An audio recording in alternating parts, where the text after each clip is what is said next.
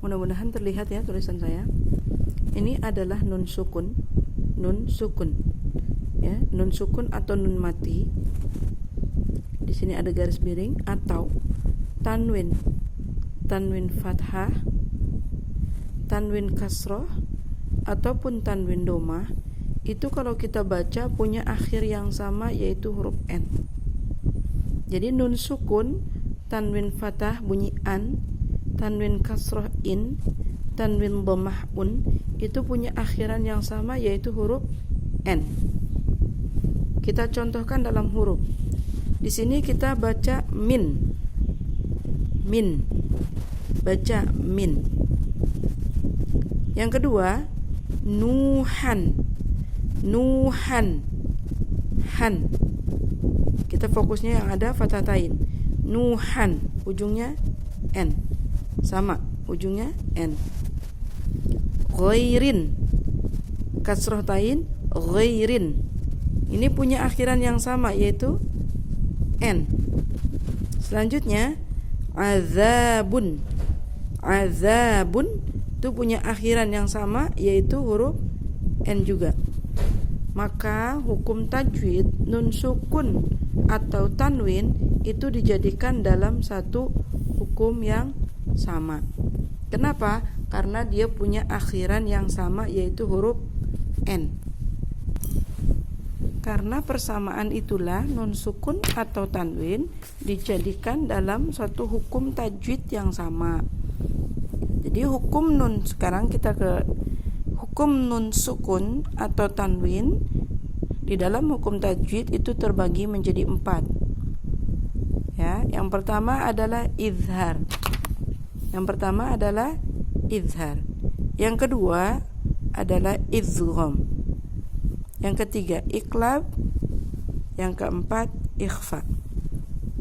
Jadi hukum nun sukun atau tanwin dibagi menjadi 4: izhar, idgham, iqlab, dan ikhfa.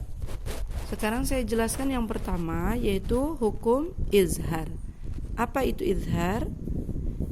Izhar itu ialah setiap nun sukun atau tanwin. Ingat, tanwin itu ada 3, mau tanwin fathah, kasrah ataupun dhammah, bertemu salah satu huruf hamzah, ha, kha, ain, ghain, ha.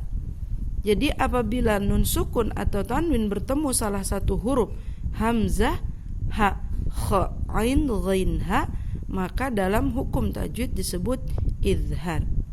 Di sini saya sudah membuat contoh. Nun sukun, dulunya nun sukun atau tanwin. Di sini ada nun sukun. Di sini sudah ada kalimat man amana.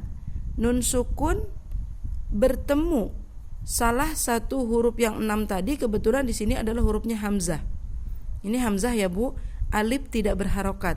Jika ada seperti alif yang berharokat, itu namanya hamzah. Man amana, nun sukun bertemu dengan hamzah, maka bunyi nun sukunnya itu harus diidharkan. Apa itu idhar? Idhar itu jelas, dijelaskan bunyi nun sukunnya. Man amana, nun sukun bertemu dengan hamzah. Hamzah salah satu daripada huruf idhar. Contoh yang kedua masih bertemu dengan hamzah tapi bukan nun sukun. Tanwin yang bertemu di sini. Tanwin kasroh, di sini kebetulan tanwinnya kasroh bertemu dengan huruf hamzah. Ghasiqin idza waqaba.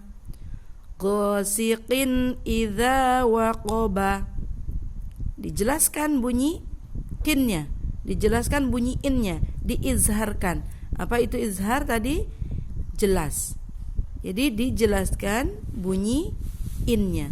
Ghasiqin idza waqaba. Bertemu apa? Bertemu dengan huruf hamzah. Oke, contoh yang kedua adalah ha. Ya, huruf izhar salah satunya adalah ha.